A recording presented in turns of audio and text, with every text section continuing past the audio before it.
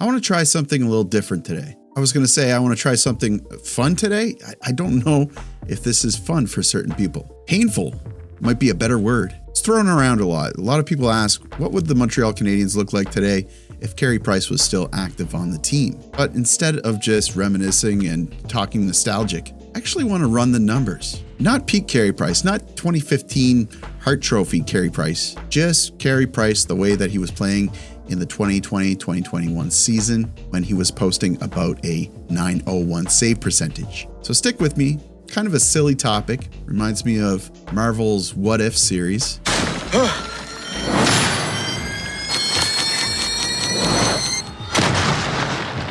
An alternate universe, a lot of different variables. You can't really guess what would happen, but let's talk about it. Are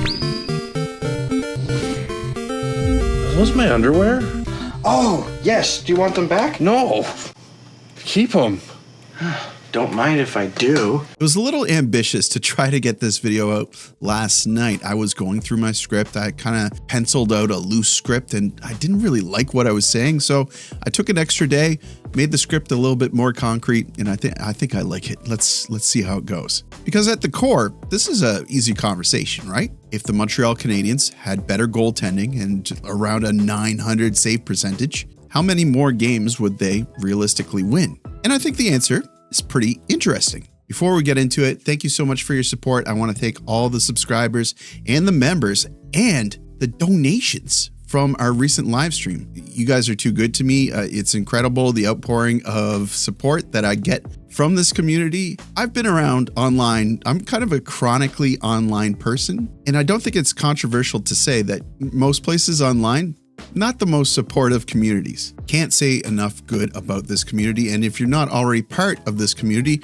why not hit that subscribe button and join us? We'd love to have you. We're so close to 22,000 subscribers. Still can't believe it. Everyone else, don't worry about it. You can still help out. Hit that like button because it does something, I think. And comment down below. Tell me your favorite baked good. We made banana muffins recently and they were really good. So let's set the baseline. A fair comparison. Carey Price in 2020-2021 had a save percentage about .901. Certainly not his best season, but still solid, steady. And I think that's important for this video, first of all, but it's not a fantasy scenario. Well, it is a fantasy scenario. It's literally a fantasy scenario, but we're not saying that Carey Price is like peak Carey Price stealing games every night. That would be different than what I did. I think I did something that is more realistic. With his stats from 2020-2021, he's a reliable NHL starting goaltender. And now compare that to this season with the Canadiens. Team goaltending has hovered around the 880s in terms of save percentage. And that's roughly speaking, depending on the stretch of games that you look at. So there is a gap there. It's not a huge gap, but over the season, it makes a big difference. And that's where it gets pretty interesting. The Canadiens have faced roughly 1,600 shots so far this season. If you improve your save percentage by about 1.3%, that means stopping roughly 20 more goals over that same number of shots. So 20 goals. That's not theoretical. That's math. So suddenly this stops being such an abstract topic, right? 20 fewer goals against is noticeable. That's fewer nights chasing games. That's fewer 2-goal deficits. That's fewer games slipping away late. You know, it's worth something. And I think it's worth talking about in order to contextualize how important it is for Dobesh and Monty to begin performing steadily and continue performing steadily. So let's continue. How do you turn those goals into wins? How many wins is 20 goals worth? And this is where you could cherry pick. I could say that it's worth like 7, 8, 9, 10 wins. But typically, the rule of thumb that you see in hockey analytics is roughly 6 goals equals 1 win over time. Do you know why that is?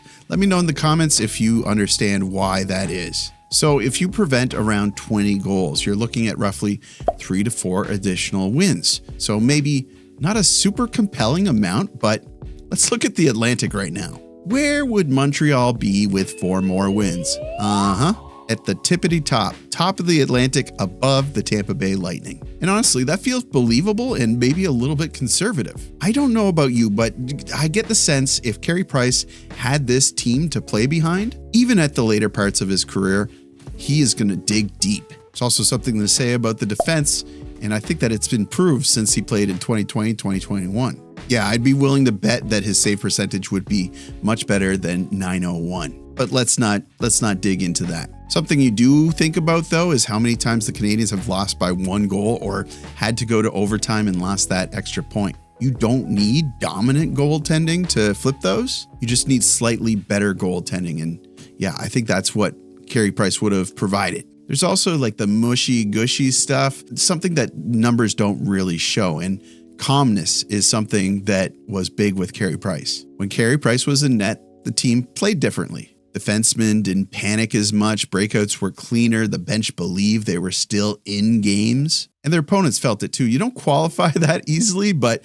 you hear it all the time. It's real. Carey Price got into the heads of a lot of his opponents. So the stats stuff makes sense. The mushy-gushy stuff, whatever. Take it with a grain of salt. And there's also, the money component to it, the cap. So it's worth mentioning. Of course, Carey Price's contract has been traded to the San Jose Sharks. That was to free up a little bit of room. If Carey Price had been active this season, the Canadiens would have been carrying his full $10.5 million cap hit. And that makes roster decisions a little bit tighter. Now, I don't think it would actually cripple the team. Montreal has shown that they've been able to maneuver around the cap pretty well, but it probably changes a few decisions around the edges. Even just a contract like Alexandre Texier's extension has no problem, but is that a popular extension in the locker room since money is suddenly so tight? There becomes more politics behind the decisions. Factor in Hudson's extension, factor in Matheson's extension. You could also imagine situations where the team feels a little bit more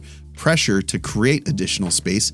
Player like Patrick Laine might come up in conversation sooner, or even a move that might involve retention or negative equity could happen, and that's something you want to avoid. And then you look at big transactions, something like bringing in a player like Noah Dobson, it becomes a little bit more complicated to structure, more juggling, more moving parts. Do you get a little bit anxious about making a move like that? None of this means that the Canadiens couldn't have managed it, but it probably means that the roster looks slightly different around the margins. And that's just a trade-off with the salary cap. A player like Carey Price helps you on the ice, but also changes how you build the team around him. So what if Carey Price had been active this season? Well, the numbers suggest around 20 fewer goals against, about 3 or 4 more wins. So what I take away from this little exercise is that Dobesh and Montembeault don't need to be insane. They don't need to be stealing games with 1 goal or a shutout. They just need to be stable, consistent. And for a long time in Montreal, stability had a name, and it was Carey Price. That's going to do it for me. I hope you thought this video was fun. It was supposed to be just a fun little exercise. Don't take it too critically, but this is the stuff that I like to do on the off days, right? Hope it creates a little bit of conversation down in the comments section. Something that we could even talk about over on Discord. There's a little promotion for the Discord server. Jump on over there. I'll put the link in the description. That's going to do it for me, guys. Thank you so much for your continued support.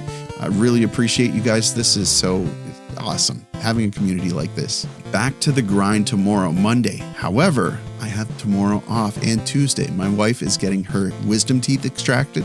Wish her luck. She's worried. Personally, I didn't find getting my wisdom teeth extracted was that bad. Have you had your wisdom teeth extracted? Did it mess you up? Yeah, let me know in the comments. All right, let's end it there. Thank you so much again. Hit the like button. Helps me out with search results, I think. Subscribe if you're not already subscribed. I'd love to have you. And as always, I will see you down in the comments.